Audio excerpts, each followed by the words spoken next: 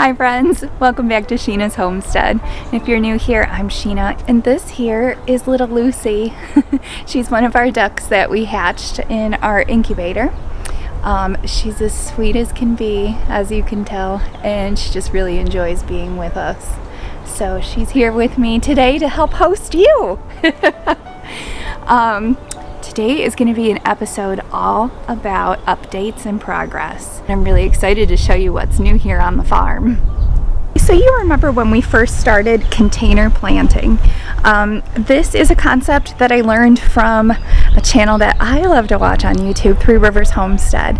It was something that I had never really heard of before, but basically you collect containers that you've used for other things.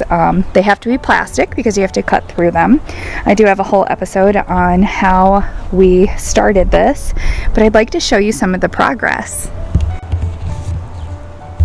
So basically these containers create sort of a greenhouse effect for the seeds that are inside. It is not conventional planting. You put a whole bunch of seeds inside, just like this, and they sprout up, and then after they are decent sized plants, we will actually transplant them, pull them apart and transplant them into the ground. So the major benefit to planting like this is that you can plant out as early as February, and the environment that the bottle creates for the plants is just perfect. You leave the top open, you saw down the middle, so of course you can get your hand in there to put dirt and all kinds of stuff. You can see how the seeds the roots are growing. It's pretty cool. You definitely have to drill holes on the bottom so that all the water can seep through. And I actually put a layer of gravel down just to make sure that the bottle is heavy enough to not get blown over in the wind. After you have them all planted up, you just put a piece of duct tape around the middle to seal it back up again, and you leave that sealed until you're ready to transplant out into your garden. So another benefit to this process is you don't have a whole bunch of plants on the inside of your house, and it's really low maintenance. So I had a couple friends at the office that Rob works at keep some containers for us, and I've just been going and going and going. Every chance I get, I plant more. I don't know if you can see in there, that's my cabbage. And in here is parsley, basil, and dill. Let's see what it looks like. This is just a croissant container. And we've got some babies popping up right there and there. It's pretty fun to come and check the progress. But I really like this process so far. We'll see how they do. Another benefit is that they are already weathered, so it gets a lot easier to transplant, and then you don't have the shock of the cold. If any of you have grown seeds inside, you know that you have to bring them outside and then put them back inside to harden them off, and that process can just be really time consuming, and to be honest, I've lost a lot of plants in the past that way. But this way, they will already be hardened off and ready to go in. Plus, you grow a lot more at once. So far, I'm really loving this process. I actually want to plant more. The only downside is it doesn't look very pretty. But I can deal with that for a short period of time in order to grow my family's food. So I think it's a win-win right now. And here is Liliana. She is playing with Lucy. She is such a sweet little duck. Oh, she wants to go back with her friends? Yeah. So now I'm going to take you out to one of my favorite little spots. This is the first garden that I've ever had in my life. My dad and Rob both built it for me. It is made out of cedar. It definitely needs to be restained, which is a project we're going to work on in the next couple weeks here. So right here you're looking at my shallots. We planted these this fall and I can't wait to see what they taste like. We've never done those before. And over here is my garlic. We planted that together. And then right over here we have more onions. So I did about 100 sweet onions on this side here. And then as we move to the right, I planted another 100 onions. And these are white bulb onions. Last year we had great success with that, and I'm really excited to see what happens this year.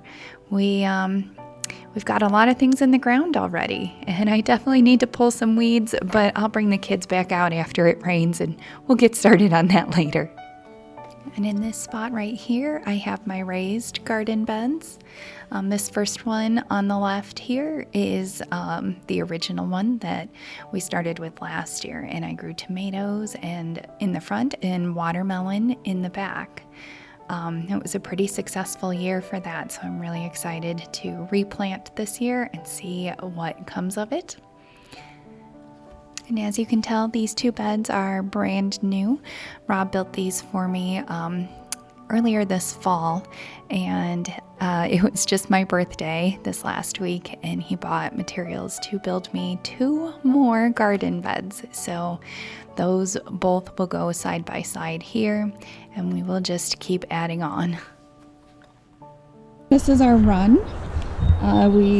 We actually have the plywood up. That does not stay. The plywood is just to keep them protected from the wind and snow in the wintertime. But all of those will come off, except for our new idea now is actually to build walls to fill that in. And I think we're going to use like a cedar wood plank, sort of like the shed, to fill that in. And we're just going to make this one giant chicken coop. To see how the girls are doing. Oh, hello, hello.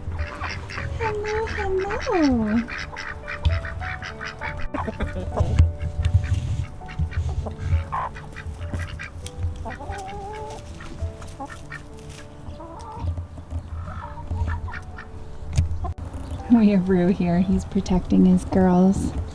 We actually have a second rooster, and they get along just fine. Here are our 5 ducks. We have 2 males and 3 females. They are the parents to our ducklings that you saw raised. They are super sweet. You can see that the pure white ones are pecans, and the other 2 right here, right there, those are Welsh Harlequin, also called Dutch Harlequin. They have such a sweet demeanor, and they are great egg producers. We really enjoy having them. And then, of course, these are all the ladies. There's more too. I just, they're probably laying. Let's see, Will, any eggs in there for us? There's 1. Here's 2. Nice. So now I'll give you a little update on our orchard. Our orchard, I really hope we get fruit this year. It's been kind of a sticky situation. We had a whole week of beautiful 80-degree weather, which caused all of our fruit trees to go into full bloom. And then unfortunately, the week after, we had snow. So that's really bad for your fruit blossoms. A lot of times they can get frozen off and you can lose an entire crop for the whole year. So we're hoping that that didn't happen, right, Lil? Yeah. But we shall see. I'll take you on a little tour over there and you can see what it looks like now. This is a plum. They do tend to blossom very early. So this is at the end of its bloom, but we're just really praying that we get some fruit out of it. This here is our contender peach. It has beautiful little blossoms.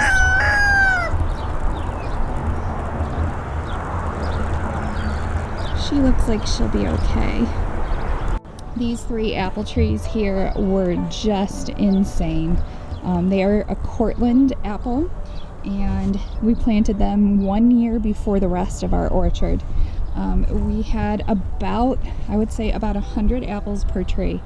And I know that seems insane because look at how little they are. But they are massive producers. We were so thankful for that harvest. It was most definitely a blessing. Here are our grapes. We planted grapes along the fence line here. I'm hoping they grow along the fence and kind of fill things in. We back up to a golf course. Originally when we purchased this property, our entire backyard in this area was filled with trees. It was my absolute dream. But we had some water issues from the overrun of the golf course. So they came over and removed every single tree. It was one of the sadder days in my life, to be quite honest. And we've just been trying to recover from that ever since. It is a beautiful view, the golf course, but we do enjoy our privacy, so we're trying to fill that in as best we can. Oh my goodness, this is so exciting. This is our blueberry patch. We planted these last year and they look to be doing wonderful. I'm so excited about that. I know blueberries can be hard to keep, but I think we have some really good, well-drained soil here. We kind of planted them on the top of this berm. And they do need to have acidic soil. So once in a while, I'll take Rob's coffee grounds and fill up a whole pitcher of water, put the grounds inside, and then I come out here and I just water the plants with that. And hopefully that is enough for them to keep producing beautiful blueberries. And let's talk about something that is a completely free harvest. These dandelions, they are absolutely beautiful. And you can see that we do not treat our lawn in any way, shape, or form. So I've got some really exciting news. You know how I have been wanting a freeze dryer for quite some time. I've actually joined groups on Facebook to learn all about what they do, how to use them before I purchase, because it is a very large investment. And I have great news. My mom has purchased one for me, so that is my birthday present. My birthday was this last week, so that is on its way. I actually got a shipping notification yesterday, so very soon you and I will begin our journey of freeze drying. I'm so excited to be able to say that and to be able to do that with you. It is great food assurance for the future, and it's a great tool to have to be able to harvest more of what you grow in your own yard. So I'm very excited about that. And today we have Rob's parents coming over later tonight, and they're actually going to help us with some yard work. They are going to help cut the grass, and we're just getting ready for a full-blown summer. Here in the Midwest, summer comes pretty quick. We have a very short spring, we have a long winter, short spring, a decent summer and fall, and then on to winter again. So we know that time is quickly approaching where it's just going to be full-blown summer, and we're trying to take advantage of that right now by collecting dandelions in this bag, because I'm going to freeze dry them to add to tea and to coffee. They have a ton of nutrients in them. My kids are going to help me collect a big bag of dandelions before this lawn gets mowed.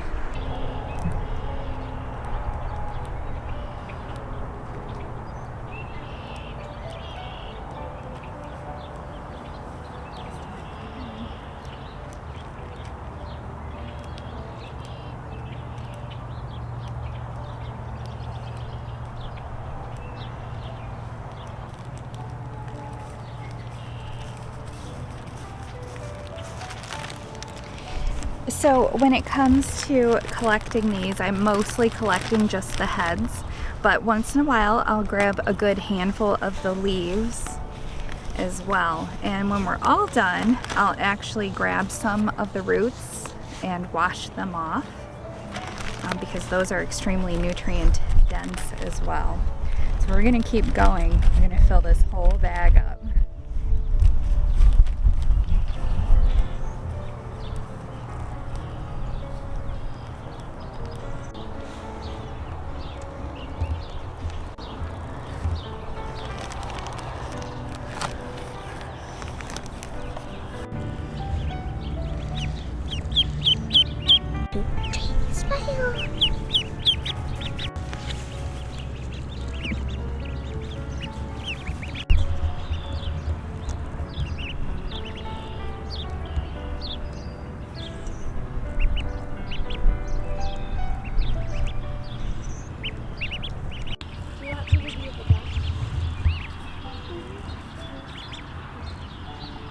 Well friends, that's it for today. We've got our giant bag of dandelions and we're gonna put these in the freezer.